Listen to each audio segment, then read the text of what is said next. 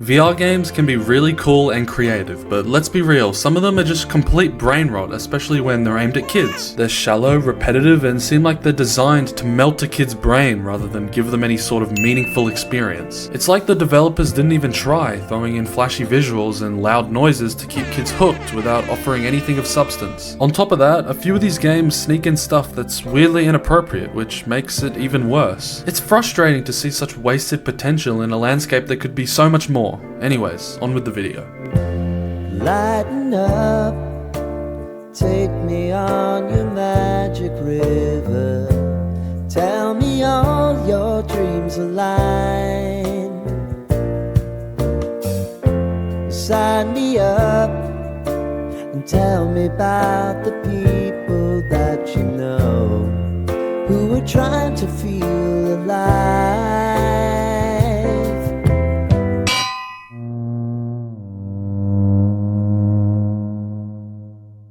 The other day I was browsing the Meta website, checking out some VR games I've never heard of before. Most of them didn't really catch my eye, so I just kept scrolling, but then I stumbled across a game called Toy Master. Curious, I clicked on its page, and the first thing that jumped out at me was how blatantly AI generated the thumbnail for their trailer was. Some of the toys in the background were melting into strange, half-formed creatures, and objects on the top shelf looked like they were blending into the walls. It was so obvious that I took a screenshot and ran it through an AI image detector. Sure enough, it came back as 99% AI generated. No surprise there. I was about to move on, but then I noticed all the photos of the actual gameplay. It looked like the definition of brain rot. From what I could tell, all you do is open surprise eggs and gift boxes, then assemble whatever pops out. I've seen plenty of lazy games like this before, but something about this one made me dig a little deeper. I scrolled down and saw that it was developed and published by a company called New Folder Games, which, by the way, already sounds like the kind of name you'd just slap on something that you don't care about. I searched them up and landed on their website, where I was greeted by a list of their 9 games they've made. With Toy Master included, spoiler, they all looked terrible. I thought it'd be funny to try some of them out and figure out how these games even got any purchases to begin with. So I picked 5 of their masterpieces, and what followed was, well, let's just say an experience. I booted up Toy Master and was immediately greeted by the hum of non-copyrighted music, the kind that sounds like it's just been ripped straight from a stock audio library. Alright.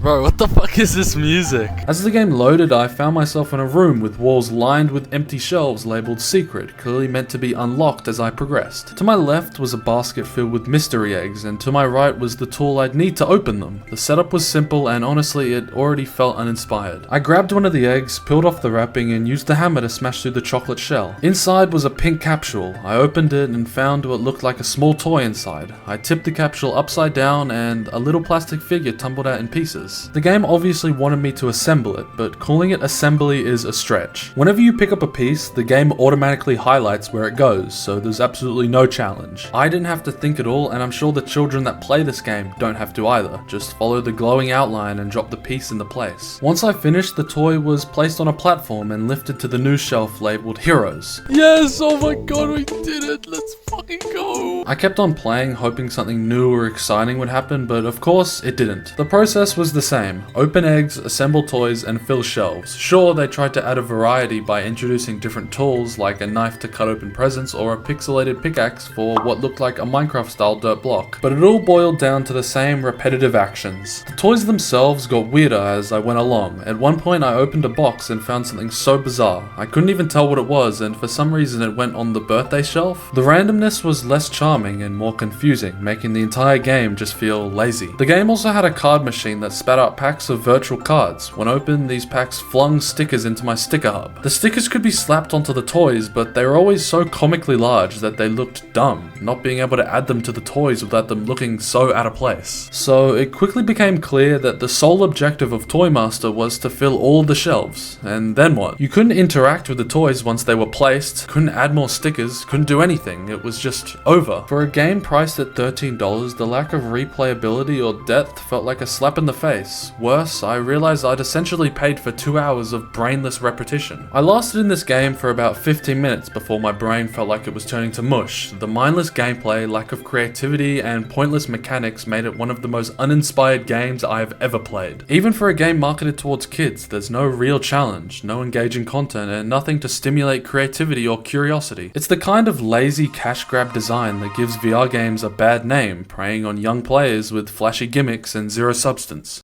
Like that game, it hurt my head. I had to detox, so now I'm going outside.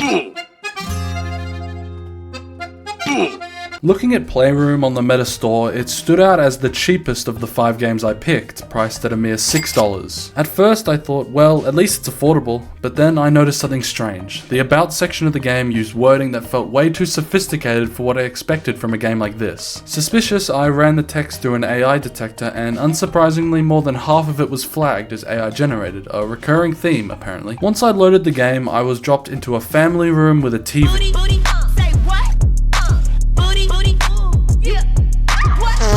Just before I show you the incredible story of Playroom, I just wanted to say I spent like $60 buying all these games for this video. So, you know, if you could like subscribe or do any of the things on the screen right here, it would be much appreciated. Let me remind you, this game has a G rating, supposedly suitable for all ages. Yeah. The first scene introduced a character I'll just call Loser, a man dreaming about kissing his favorite music artist, which I'll name the Booty Booty Girl. The game prompted me to click a button to kiss her, which woke up Loser from his fantasy. On the wall behind him was a poster of Booty Booty Girl in a suggestive pose, curled up in a way that made her appear naked. Yeah. Classy. Moments later, Loser heads to the shower, where the game makes a dick joke about a bird mistaking his for a worm. It's hard not to overstate how weird this is for a game targeted at kids, which I know I've said 1,000 times. Taking a break from the storyline, I explored the family room to see what else I could interact with. I tried to eat a burger, drink from a cup, and grab a slice of pizza, but none of it worked. The only interactive object with any substance was a set of darts, which stuck to whatever you threw them at. Even these small details were poorly executed and shows the laziness of the game design. Back to the game, Loser skateboards down the street before bribing a police officer with a donut. He then encounters what appears to be a woman digging through the trash. Instead of helping her, he grabs her, only for her to turn around and reveal that she's actually an old lady. This whole level was way past the line on what I would consider kids content. And also, just to add, throughout the game, when characters left the screen, they didn't even walk away. They just froze on the edge, as if the developers didn't bother to finish their animations.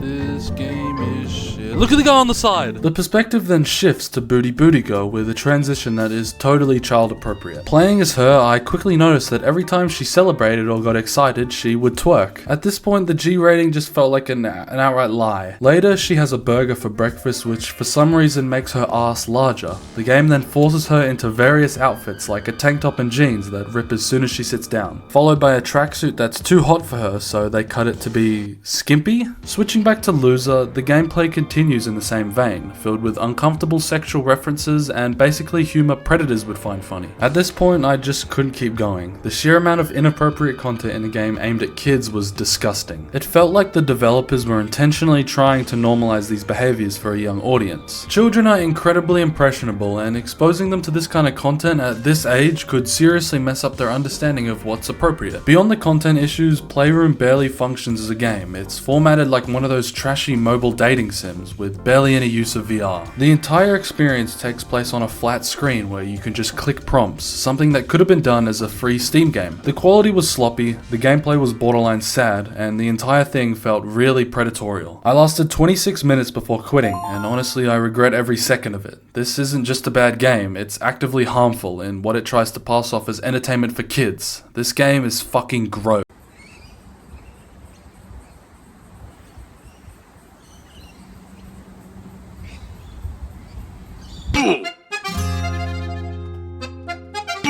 When I first heard about Fruit Salon, I assumed it was some little game where you cut hair on different fruits. But as soon as I opened the game, it was clear that this wasn't the case. There's no title screen or introduction. The game immediately throws you into treating your first client.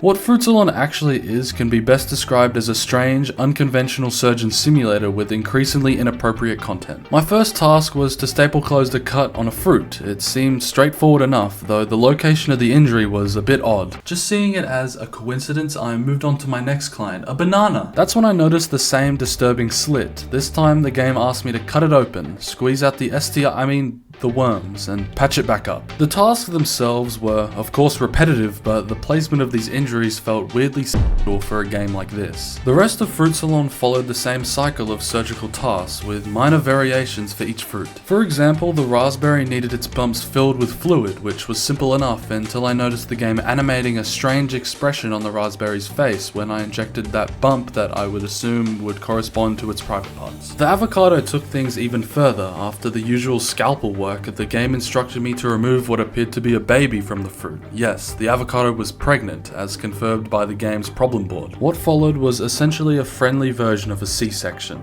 Ew, what the fuck? While this might be an attempt to teach kids about the circle of life, that's not how it works. Explaining something like childbirth is a sensitive topic that should be left to the parents, not Fruit Salon. Moving on, the carrot would jump around whenever I touched it, obviously because of the poor programming that made the assets react weirdly in a VR environment. The eggplant was just gross to handle, while the pear just needed a clean, and to my surprise, what looked like a 69 tattoo on its cheek, which I'm sure most of us know is a sex position. As you can see, it's particularly hidden by hair, but in my own assessment, I can see what they were trying to do. When the banana came back around, I figured out you didn't even need to complete the task before setting the fruit off. Because of this, it seemed like a testing feature forgotten by the devs. There was no penalty for not completing your tasks. This is just a blatant example of dull game design. Even besides the core gameplay, turning around to explore the environment revealed mostly uninteractive objects that served no purpose, but for the case of the video, try and remember these items because they'll come back up for a good reason. In the end, the only notable feature was an in-game incentive to rate the game, which explained why it had a 4.8 out of 5 star rating. Fruit Salon was exhausting to play, and I barely lasted 14 minutes before quitting. Looking at the bigger picture, I couldn't help but feel relieved that I'm experiencing this as a 17-year-old and not as part of the game's intended audience. I mean, like, honestly, why the fuck would you make this for a fucking kid? Like, what the fuck is wrong with you?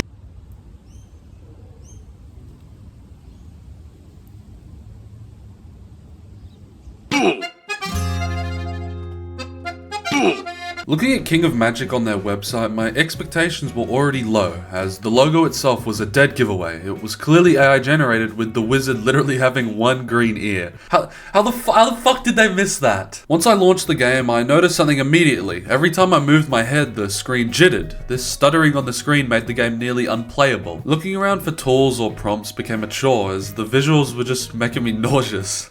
Why is it doing that? The gameplay began with a man brought into my castle. A scroll informed me that he was a banana thief, along with potion ingredients to punish him. I followed the instructions, brewed a potion, and threw it at him. It shrunk his hands, essentially disabling him for life, but he reacted as if I'd done him a huge favor. So that makes a lot of sense. Before starting the next case, I noticed a book behind me, revealing unlockable items and levels, laying out to me that this game was gonna get really boring really fast. So the next task had me turn someone into a cat because they ate cat food.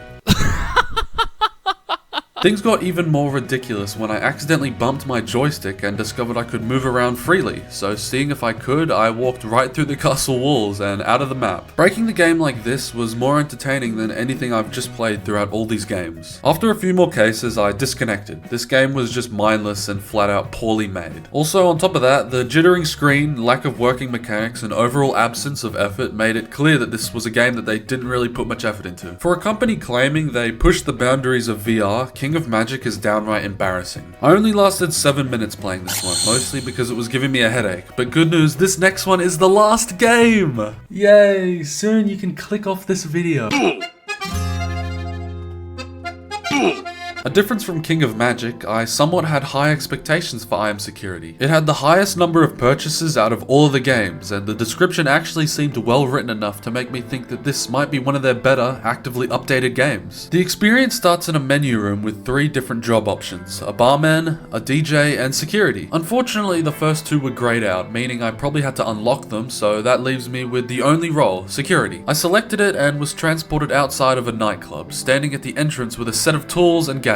What's my job? To make sure no contraband makes it past the door. The first customer approached, so I grabbed the metal detector, and after scanning him and finding nothing suspicious, I picked up a revolver from the table and out of curiosity shot him. After this, he just got back up like nothing happened, and I was able to approve him to enter the club. Bro, sorry, I didn't mean to. things seemed normal for a while, at least by the game's standards. Anyways, moving on, a guy came up with fries hidden under his jacket, so I took them and rejected him. The cycle continued: scan, search, approve, or reject. That was until I encountered someone with a pentagram tattoo on their forehead and 666 written across their face. As strange as that was, it wasn't the worst thing about him. Peeking out from his jacket was a pink object, so I pulled it back to reveal yes, a sex toy in a game rated G and blatantly marketed to kids. Bro, fuck this guy. Fucking eat your little dill. It wasn't a rare Easter egg either. The next customer in line was also holding one. The sheer audacity of including something so blatantly inappropriate for a kid's game is just disgusting. This wasn't subtle or a misunderstanding like the half-covered 69 tattoo or the oddly misplaced birth simulation in Fruit Salon. It was intentional. And it didn't stop there. The game allows you as the security guard to smoke cigarettes, drink alcohol, and encounter customers wearing gags. Of course, another sex toy. Oh, and let's not forget that you can strip women of their clothing for absolutely no reason, and they don't even let you buy them dinner first. But then I noticed something familiar. Remember when I told you guys to remember the items from Fruit Salon? Well, the exact same models were reused in this game. They didn't even bother to create anything new. Instead, they recycled assets from their other games to pad out this one. By this point, any remaining shred of respect I had for this game was gone. I Am Security is not just bad, it's fucking gross. It's riddled with lazy assets, randomized mechanics, and content that's wildly sexual for its supposed target audience. This game isn't about fun or creativity, it's about pushing boundaries in the worst way possible.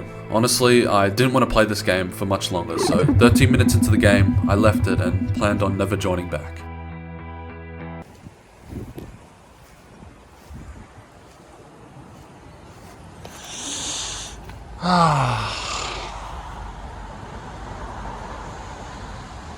Bro, are you fucking kidding me? I don't even know where to begin.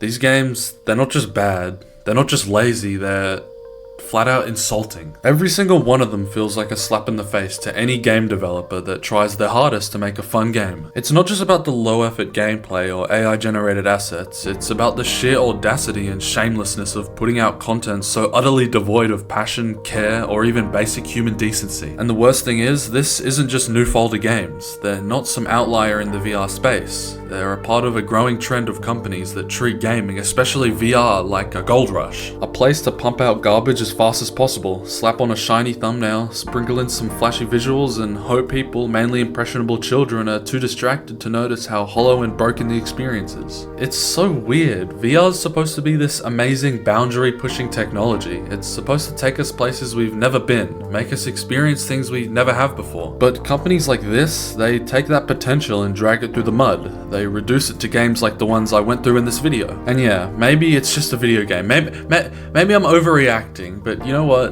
When you fill a space meant for wonder and creativity with like just this dull, exploitive garbage, it's not just disappointing, it's sad. So yeah, I'm done. I'm done with this video, this company, and all this bullshit. If you're out there making games like this, ask yourself, is this what you want to leave behind? A pile of half-baked kid content trash, or something that actually matters? Because right now, it feels like the entire VR industry is standing at a crossroads, and companies like Newfolder Games are dragging us in the wrong direction. I wanted to have like a big motivational speech talking about all the games in order, but I'm tired, I'm disappointed, and honestly, I expected better. But hey, at least I played these games, so you don't have to. Thank you for watching.